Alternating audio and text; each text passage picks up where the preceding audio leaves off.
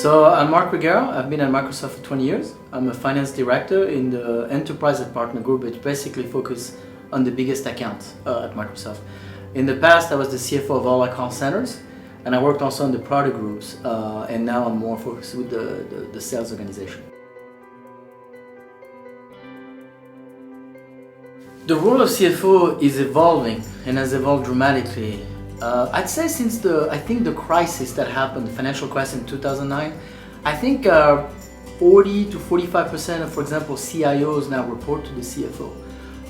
I think with the emergence of the cloud and the significant IT investment, there was a desire to make sure we optimize those great investments we made in IT. But what I also see is that the CFOs are really much more involved in strategic discussions. The ability we have to look at a lot of data, synthesize, and have the key insight really puts it in a unique position to advise on strategic discussion. So, we always wanted to have the CFO have a seat at the table. They have a seat. In the past, I'd said 20 years ago, a lot of what the CFO did was really about accounting. Then it evolved to more of a controllership role. Now the role is a lot more strategic because with all this big data, with all this information we have at our fingertips, we have the ability now to summarize and synthesize and really give a great opinion on the direction the company needs to take on a strategic perspective. So that's a significant involvement, and you see CFOs involved in pretty much every major strategic decision now, which was not always the case in the past. So if you wanted to be successful, I'd say 10, 15 years ago in finance, you needed to be very strong in accounting and very strong technically. Those are not requirements anymore. A lot of the manual repetitive accounting tasks are now either outsourced or optimized. And the tools that I showed today don't require any technical skills. So you can play with millions of records and be able to mash it up. What we are doing, for example, at Microsoft, we're really recruiting people who come from an MBA, a diverse background, consulting background, business background, because it's important that to be a strategic consultant and be able to help, we really need to have a broad set of skills around business knowledge, the ability to synthesize, the ability to simplify, the ability to tell a story in a logical and structured way, and the ability to put things in a visual way that people can understand. So if somebody can explain complex things simply, if somebody can really sit down and understand a business and boil it down to a few things, those are skills that are going to be more and more important, especially with big data. Because at the end of the day, people want information, they don't want data. And the ability to go from 1.5 million rows of data to 3 things that are important are skills that are important. So it's a lot more diverse, it's a bit more gray. It's all about going from data to information and then impact. In the process to data information, there's a lot of design skills, and the process from insight to impact, there's a lot of social skills, because we have impact to influence. So it's very important that we can stand up to a leader and really sometimes challenge him on some of the things he wants to do in a respectful but yet strong way. So it's a lot more diverse, but it's a lot more interesting.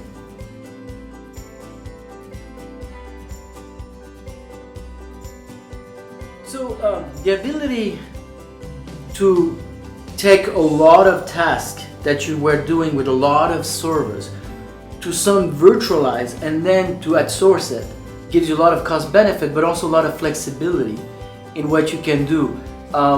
When I used to have an IT department, we spent most of our money maintaining old apps that nobody liked.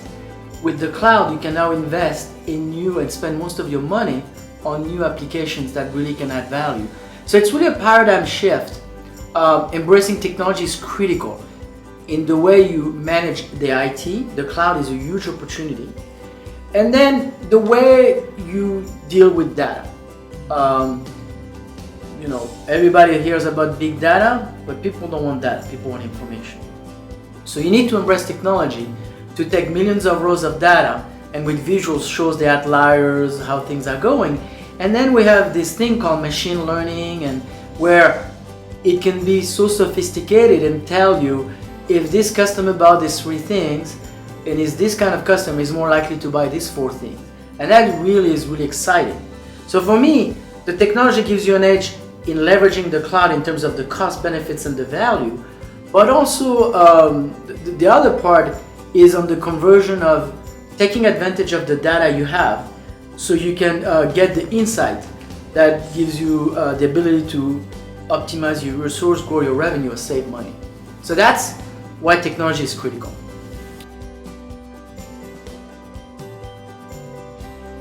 I'm actually positively surprised and excited by the reaction of people in here.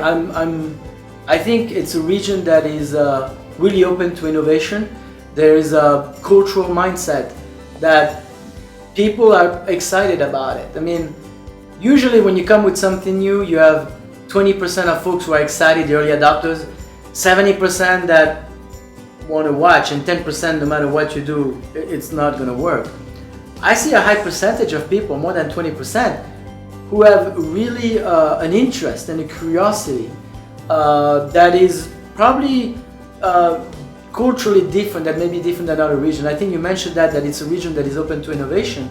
I see it in the interest of folks in the room that are truly thinking more about the possibilities than, oh, I'm doing this forever, change is hard. There's this mindset. People are excited about innovation, and they think more about the possibilities than the journey from where they are to where they could go. So I'm super optimistic. And I think coming here is, I mean, just the innovation in architecture is unbelievable. The moment you start driving from the airport, it's unbelievable. I've never seen this many different types of buildings. And I think that probably carries out in different ways.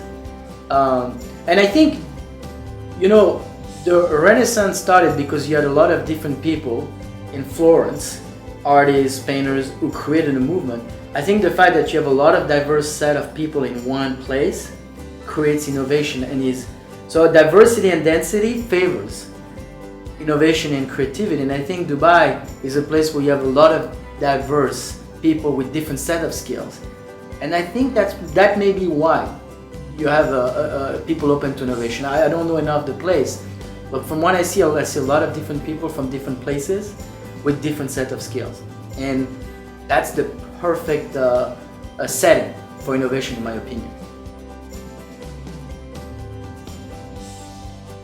I showed the example of the airfare cost at Microsoft. We spend hundreds of millions of dollars a year in airplane costs. We're a big company, around 130,000 people. We travel a lot. We used to have over 1,000 slides to look at airfare at the company. We had like 50 countries using 25, 30 slides. That's over 1,000 slides. With this tool, I boiled it down to one slide. With a build the equation, airfare cost, total number of trips and cost per trip, cost per mile, multiplied by the average miles per trip. And then underneath I put some drivers, like when you buy the ticket versus your travel time, the class, and in minutes you can really see the drivers of airfare instead of spending hours going through hundreds of slides. So that was the aha moment I had. And then in the business review, you know, I used to give lectures for hours looking at static tables, and people that are overload, glossy eyes, people will start getting tired after 10 minutes. Now I present, people have their surface, they're interacting with the data as I present, it's dynamic, interactive. It's a little bit, it's not conflictual, but the things are there, and you have people are involved, and you have discussions because people now can see and play with the data. So I've personally experienced this change in business review from static lectures to dynamic conversation. And that really drives that brainstorming. Incredible. At the end of the day, I want to drive impact. And if I have 10 business leaders who can play with data and make decisions, I'm successful. And I've seen that transformation, the way I can summarize the data and in the way my business partner can consume it and make decisions. I had a great time. I basically, I learned in this process. I learn a lot by experimenting and playing, but I learn more by interacting with other people. Everything that I know today is the product of connections I had with other people. So that's something that is super exciting, because as I've gone through my journey and people relate to that journey, we can have a deeper connection because we have something in common. And then really it's exciting that, you know, people can see the art of the possible. I know it's an overused term, but it's exciting for me that they see that there is, so to speak, a light at the end of the tunnel, that the old way of doing things with a copy and paste in static views is over, and there is a way to do this that is really exciting. So understanding, you know, getting a dose of reality, exchanging perceptions with my peers, and getting feedback really helps me know more and be better in my journey. There's no other way, in my opinion. There's a intra way of doing it, and there's an outside way, an extra way, and reaching out to people and exchanging perspective. And I met incredible people, leaders who share with me some of the ways they do things that is super exciting. And so I have a lot of business cards on LinkedIn, and we're gonna have follow-ups, because the finance people, we have a lot of common challenges and common jobs. We all do close and budget and forecast, and we all have accounting. So there's an instant report that may not be in place for the other profession. So that really brings us together. And then when you have something that is a journey that is common, it's super exciting. And I get to learn so much about their challenges and relate to it, which is more exciting.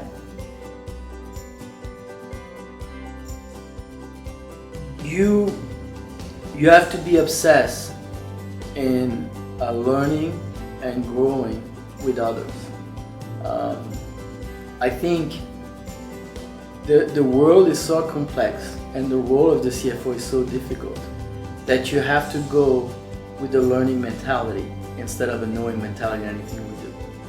If you go to a meeting thinking you know it all, versus you go to a meeting with the mindset of learning, you're gonna grow. And it changes your mindset. So the mindset is critical. If you are motivated in understanding more your challenge of your business leaders, if you're gonna really, once you understand the other party, the other challenges, and a lot of time when we have discrepancies or issues is really from a lack of understanding of each other's perspectives.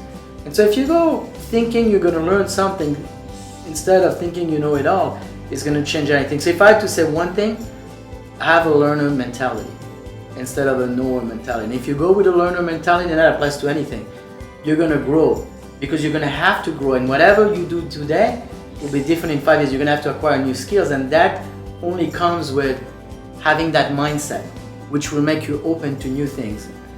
So it's not a specific, you have to know this, you have to have these skills. Just go and be ready to learn. And if you have that mindset, you'll do well, in my opinion. Then you have to figure out that that's aligned with your passion, that there's other factors. But to me, the most important is going with the learning mindset.